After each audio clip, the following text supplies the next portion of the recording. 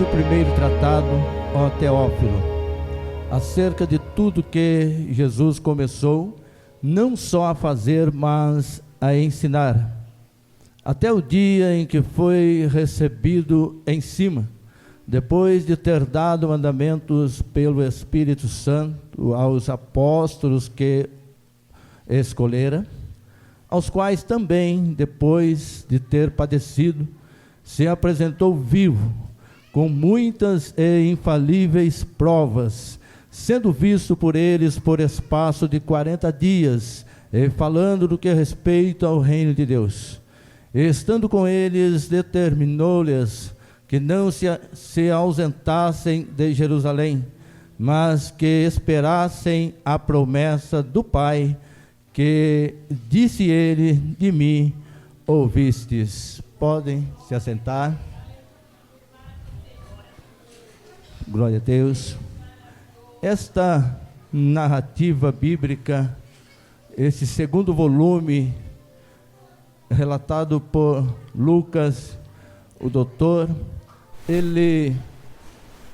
toda a igreja tem esse conhecimento, que ele não andou com Jesus. Quando nós olhamos no livro de Lucas, no seu capítulo 1, ele começa dizendo assim: tendo, pois, muito empreendido pôr em ordem a narração dos fatos que entre nós aconteceu. Entendemos que no primeiro volume, ele relata sobre o nascimento de Jesus Cristo. E ao descorrer dos textos bíblicos, ele vai falando um pouco sobre o crescimento de Jesus até os 12 anos no templo, e depois surge então um período de 18 anos de silêncio, e então ele começa ou continua narrando a história de Jesus Cristo, já do ministério de Jesus Cristo, já com 30 anos de idade. Mas em Atos dos Apóstolos aqui, que nós fazemos menção neste momento, ele fala sobre a ascensão de Jesus Cristo. Quando eu começo a olhar para o livro de Atos, Atos dos Apóstolos, ou Atos do Espírito Santo de Deus, melhor dizendo, ele nos apresenta um enraizamento do princípio da igreja e também um enraizamento da obra de missões. Nós começamos a entender que Lucas, ele fala acerca de Jesus após a sua ressurreição. Quando ele chega ao céu, ele teve a necessidade de voltar e ficar ainda por 40 dias entre os seus discípulos. Por quê? Mas sendo que, aí surge uma pergunta, sendo que os seus discípulos o seguiram por 3 anos e meses, ou 3 anos e meio, ele teve a necessidade de ele voltar. Nós começamos a entender pela palavra do Senhor, por 2 motivos, Jesus Cristo, ele volta e permanece, ou fica por 40 dias, ensinando e falando a respeito do reino de Deus. Primeiro motivo, que os seus discípulos andaram com ele, estavam perto, junto, presenciando os milagres, curas, restauração e tudo que Jesus fazia, e principalmente os ensinamentos de Jesus Cristo. O ministério de Jesus Cristo, ele estava pautado em três partes, vamos dizer assim, ou pautado numa graça tremenda. Mas primeiro Jesus Cristo, ele começa então a ensinar.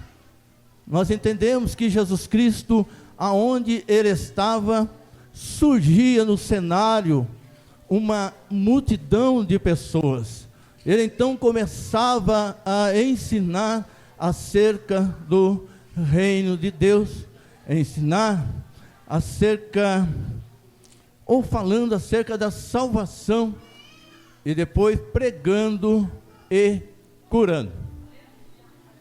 E Jesus Cristo, ele começa então a falar aos seus discípulos, ou continua os seus ensinamentos, nos últimos momentos, nos últimos dias. Estes 40 dias eram para deixar bem fixado a ideia da ressurreição, para que eles entendessem, aleluias, o plano, o propósito do Pai, que Jesus viria, ficaria aqui na terra por 33 anos e alguns meses, e seria entregue por nós, por toda a humanidade, mas que ao terceiro dia ressuscitaria. E é por isso que a igreja, aleluias, nós, como igrejas, estamos de pé, adorando, porque temos esse entendimento que Jesus, ele foi entregue, ele morreu como filho do homem, não filho de homem, mas filho do homem, aleluias, para o resgate das nossas almas, aleluias. Então, sendo assim, começou o crescimento da igreja na terra, conhecido como igreja primitiva.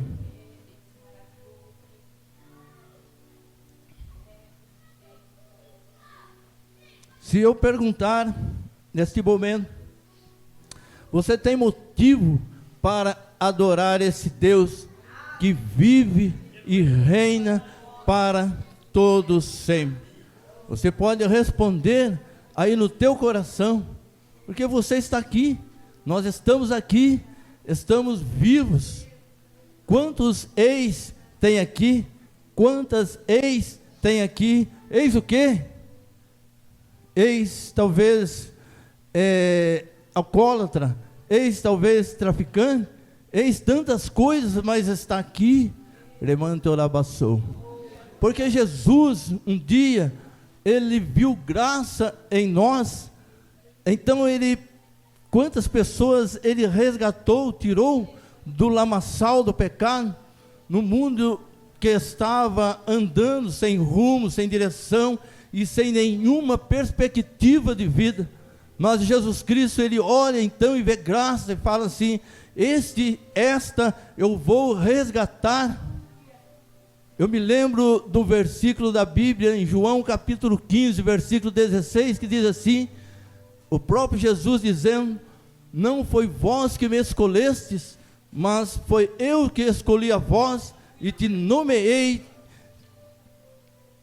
Ele nos deu um nome e deu uma ordem para que vades e dei fruto, e que o vosso fruto e que o nosso fruto permaneça. Aleluias. Então nós temos motivo de glorificar ao Senhor Jesus, porque ele nos resgatou, ele nos tirou do lamaçal do pecado, aleluias, e nos deu vida. A promessa ou as promessas de Jesus para as nossas vidas está em pé. As promessas de Jesus não falham. Deus é imutável, Deus não muda, Jesus Cristo não muda. E as promessas que Ele fez para mim e para a tua vida, para a vida da igreja, é imutável, Ele não vai mudar jamais.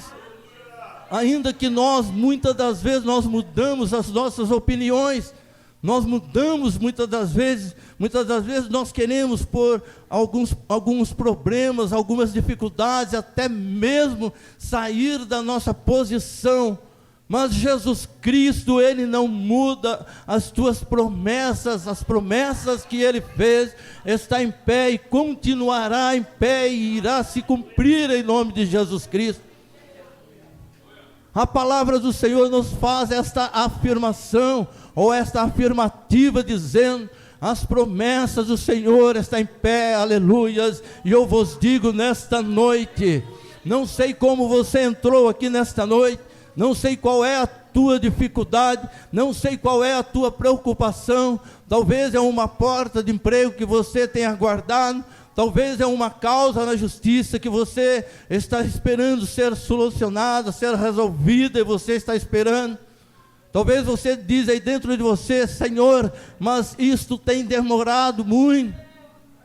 Mas meu irmão, minha irmã, aos nossos olhos, aos olhos humanos, é demorado mesmo. Nós olhamos com os nossos olhos humanos, nós achamos que é demorado, que talvez nem vai ser realizado os nossos planos, projetos e sonhos. Mas Jesus Cristo, quando é Ele, recamandore mantolavassou, que está dizendo, Ele vai fazer, aleluia. Mas o texto bíblico nos diz assim, Jesus Cristo falando aos seus discípulos, dando uma ordem, dizendo: fique em Jerusalém, até que você seja revestido de todo o poder do alto. Não é somente de um poder, ou de um mínimo poder, não, mas é de todo o poder do alto. Aleluias. A promessa que Jesus, ou que Deus fez no Antigo Testamento, Joel capítulo 2, versículo 28, que chegaria um dia que Ele iria encher, ou ia derramar do teu Espírito Santo sobre a igreja. Isso aconteceu em Atos dos Apóstolos, no capítulo 2. Mas o interessante é que eles ficaram em Jerusalém, reunidos e unidos em um só propósito. Não basta somente nós estarmos reunidos, mas nós temos que estarmos unidos, pensando em um propósito. Todos nós devemos ter o mesmo propósito de buscar a face do Senhor, de ter o desejo de ser cheio do Espírito Santo de Deus, não cheio somente de dificuldades, não cheio somente de problemas, pensando em problemas que bloqueiam muitas das vezes a nossa conexão para com Deus, que bloqueia a nossa conexão, a nossa adoração, que muitas das vezes nós mesmos criamos um muro de separação que divide. Este muro se chama limitação, nos coloca uma limitação entre nós e o Pai. Aleluias. Oh glória, oh glória, glória, glória, glória, glória, glória, glória, glória. Ficar em Jerusalém é ter vitória da parte do Senhor. Ficar em Jerusalém é receber graça da parte do Senhor para as nossas vidas. Ficar em Jerusalém é receber unção do Senhor para caminharmos. Aleluias. Ficar em Jerusalém é sentir a presença do Senhor. Ficar em Jerusalém é ter o Senhor Jesus Cristo bem perto de nós, é ter o desejo de estar perto do Senhor Jesus. Aleluias. Eu poderia nesta noite te falar tantas coisas que Deus vai fazer. Sim, eu posso até dizer que Jesus vai, mas isto depende de algo que eu posso fazer, depende de algo que você pode fazer, porque quando chega ao ponto que eu e você não conseguimos fazer, aí Jesus Cristo, Ele entra na causa e faz. Aleluia. Mas o interessante na palavra do Senhor é que Ele não vai fazer aquilo que eu quero. Mas como assim, irmão? Mas sim, Ele vai fazer segundo o querer, a vontade dEle e aquilo que eu necessito. Aleluias. Aleluias, aleluias. Jesus Cristo, Ele tem todo o controle em tuas mãos. Ah, meu irmão, mas você não sabe do problema. Não sei mesmo. Você não sabe da necessidade. Você não sabe aquilo que eu tenho enfrentado, as barreiras que têm se levantado. mas eu continuo afirmando a você, aleluias, adore a Ele, mesmo em dificuldades, adore a Ele mesmo em meio às dificuldades, aleluia, porque quando chega ao estágio que nós não podemos, quantas das vezes eu estava andando sem esperança, e não conseguia ter uma esperança, pensando no dia de amanhã, como o salmista diz, são muitos inimigos, eram muitos inimigos. Esses dias eu falei assim, o problema não é o grito, mas sim o silêncio. Reclamando. Quando os adversários das nossas almas, ele se manifesta no grito, você tem o entendimento que ele está se levantando. Mas quando ele se manifesta em silêncio, é preciso discernimento, senão nós não entendemos, senão nós achamos que está tudo tranquilo, nós achamos que está normal. Não, o Senhor não quis fazer, mas, meu irmão, minha irmã, será que não foi um ato, um descuido, um despreparo? Porque para nós recebermos algo do Senhor é preciso estarmos preparados. Aleluia. Isto no nosso dia a dia é preciso nós entendermos as promessas, mas estarmos preparados para recebermos estas promessas que Jesus fez. Mas não se preocupe, porque a maior vitória Jesus Cristo já nos deu na cruz do Calvário. Ele nos deu vitória na cruz do Calvário. A cruz não foi derrota, a cruz foi vitória e é vitória para as nossas vidas. A cruz foi derrota para os adversários, mas para nós é vitória. É por isso que todos os meses nós celebramos a Santa Ceia do Senhor, trazendo à nossa memória aquilo que Jesus passou por nós, trazendo a nossa memória, porque se não fosse por Jesus Cristo, nós não estaríamos aqui. Lembre-se que o apóstolo Paulo, ele fala em Romanos 3, 23, todos pecaram e destituídos estão da glória de Deus. Surge uma pergunta, mas Abraão, conhecido como pai da fé, sim, mas ele pecou, todos pecaram. Nós começamos a olhar na Bíblia, nós vamos entender que grandes homens de Deus e mulheres de Deus foram pecadores, mas nós rendemos graças ao Senhor Jesus, porque o Pai, quando ele olha, ou ele olhou para esta terra, ele viu a humanidade se perdendo, e diz assim, vou enviar o meu filho, o único filho, para resgatar a humanidade. Ele envia o seu filho para resgate de muitos. Então, quantas pessoas que não têm esse entendimento ainda, eu digo ainda, que pela fé nós sabemos que Jesus Cristo irá alcançar a muitos ainda. Mas nós temos esse entendimento. Observe que o texto que nós lemos de Atos dos Apóstolos, como eu disse, começa a narrativa falando da ascensão de Jesus ao céu. Ele volta, fica por 40 dias ensinando os seus discípulos.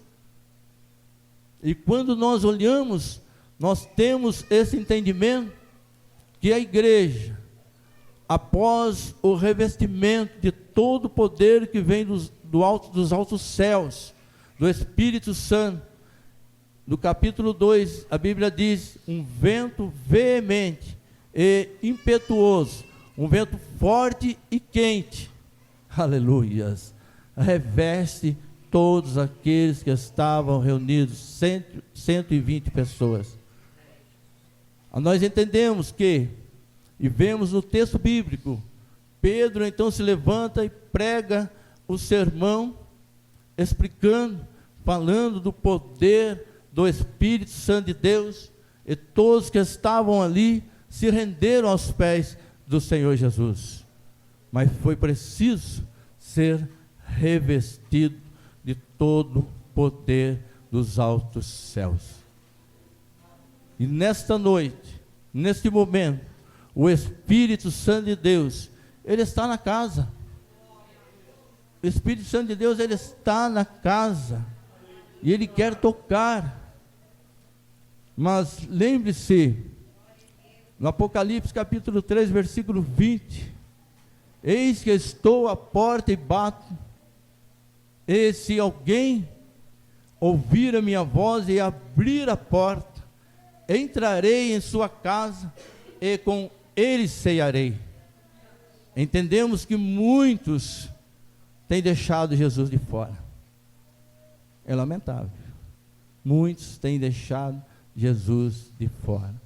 Observe que o versículo diz assim: eis que estou à porta e bato, e se alguém ouvir a minha voz, Jesus bate e chama. Aleluias, aleluias. Jesus, ele chega educadamente na minha e na tua vida. Ele bate a porta, mas é preciso abrir a porta e deixar Jesus entrar em nossa casa e fazer morada. Não é somente ir em tua casa e visitar a tua casa. Se chegar um convidado na tua casa e você deixar ele lá na sala, ele vai ficar lá.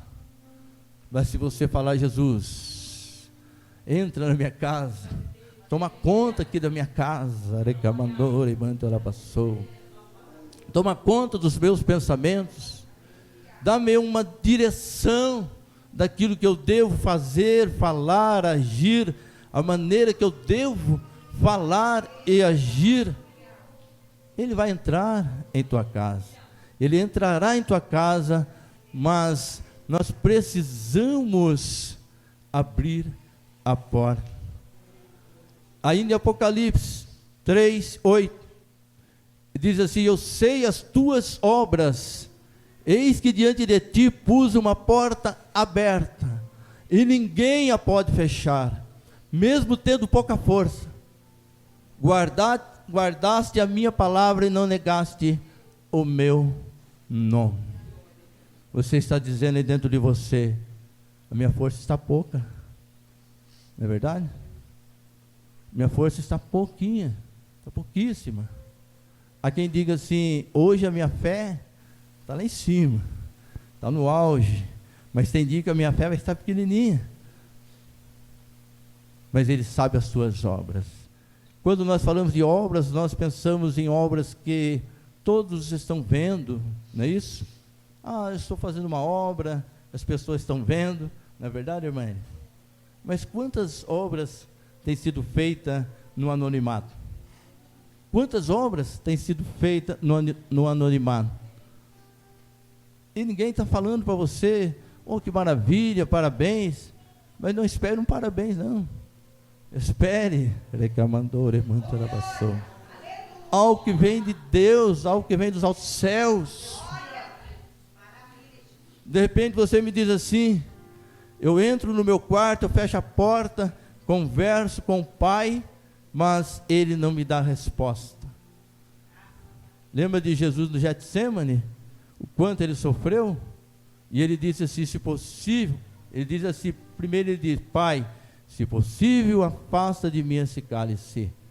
De repente o seu quarto pode ser só uma sombra do Getsemane, mas você não está aguentando, porque nós somos, diante de Deus, nós somos pequenos, mas Deus nos dá autoridade, aleluias, Deus nos dá autoridade para se levantar.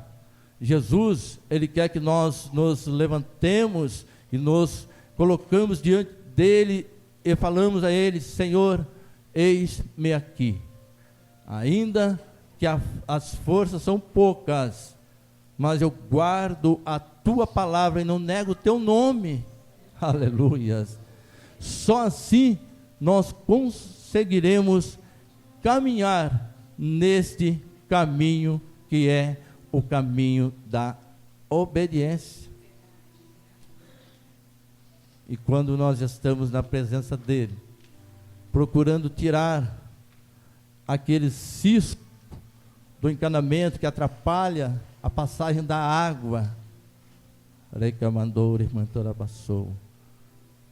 você terá a sua sede saciada. Você irá matar a tua sede com a água pura, a água que vem do trono de Deus. Amém? Que Deus abençoe a todos em nome de Jesus.